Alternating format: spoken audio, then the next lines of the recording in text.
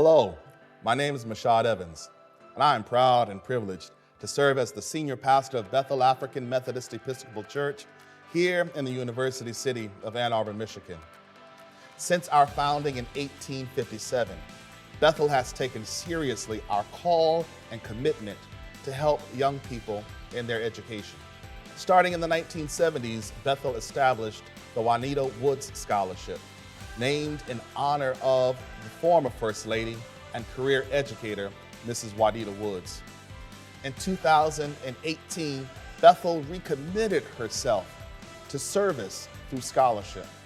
And over the last 5 years, we have been able to award over $20,000 in scholarship and book awards to deserving young people in our congregation and in our community. This year, we are hosting a fundraising concert entitled The Sounds of Scholarship. The concert will be held on Sunday, March the 19th, beginning at 2 p.m.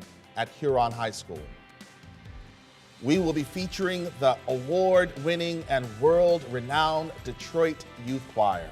It will also include selections from our own community high school jazz ensemble.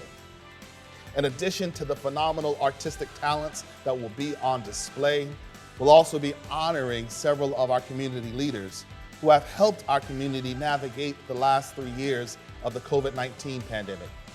Those leaders include Mrs. Crystal Campbell, the Chief Public Information Officer of Washtenaw County, Mr. Tony Denton, the Chief Operating Officer of Michigan Medicine, Dr. Janae Khaldoun, the former Chief Medical Executive for the state of Michigan, Dr. Elena Zachary Ross, the Superintendent of Ypsilanti City Schools, and the Reverend George Waddles, the Senior Pastor of Second Baptist Church of Ypsilanti.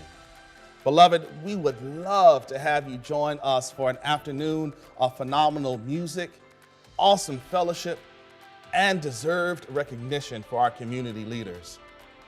Ticket information and information about the concert can be found in the link below. We are excited about this opportunity for you to join us, and we look forward to seeing you there. Moreover, we are excited and grateful for the great things that God is doing in this great place called Bethel.